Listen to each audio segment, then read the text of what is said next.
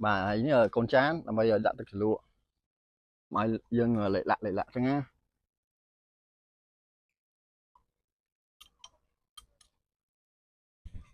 hay dân vô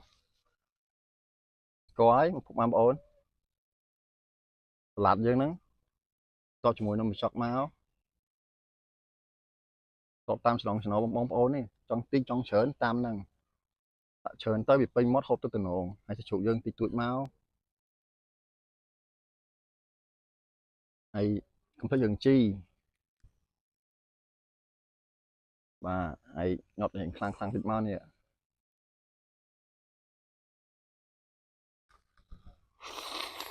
ừ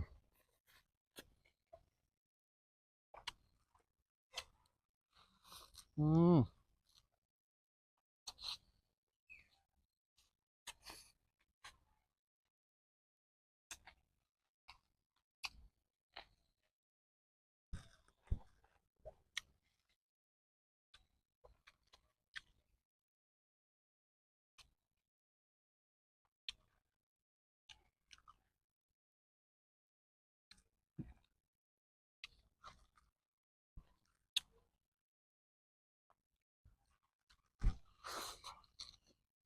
ừ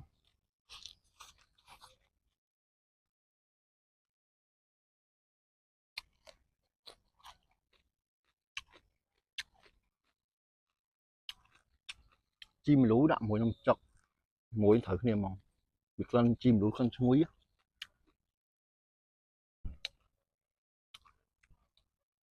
ừ ừ ừ Việt Nam phục mà ổn ơi mà sao làm salad nhanh mong ừ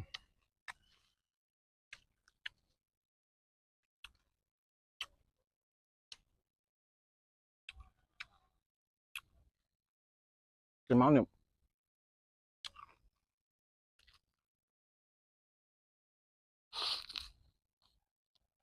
ừ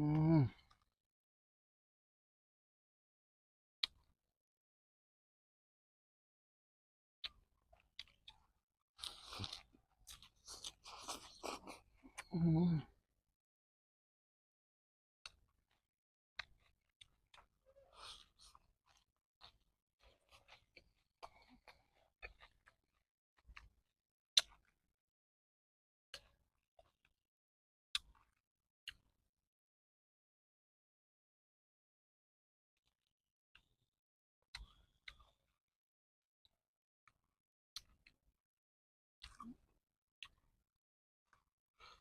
à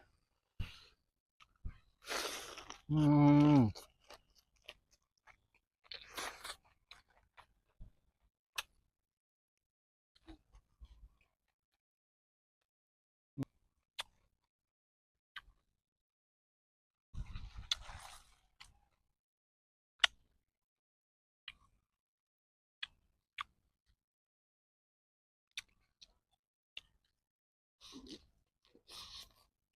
ừ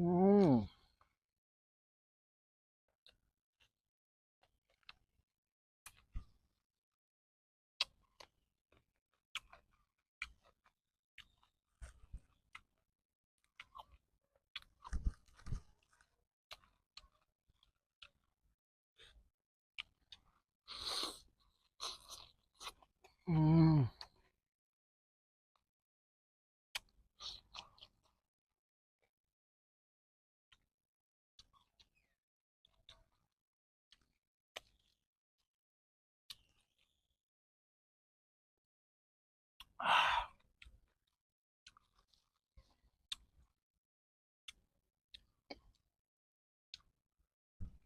chết mong phục mà ổn ơi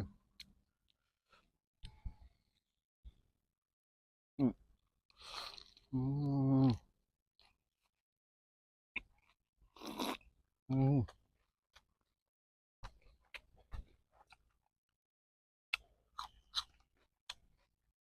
ừ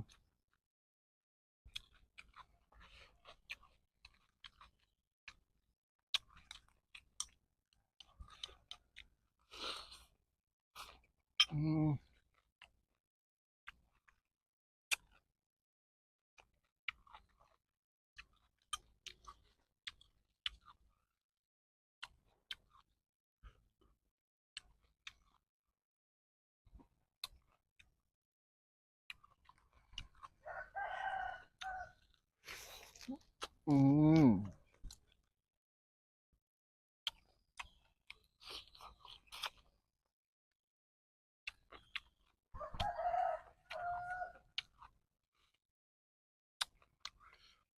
lùi nó phải thịt máu mù thịt máu ăn mặn mong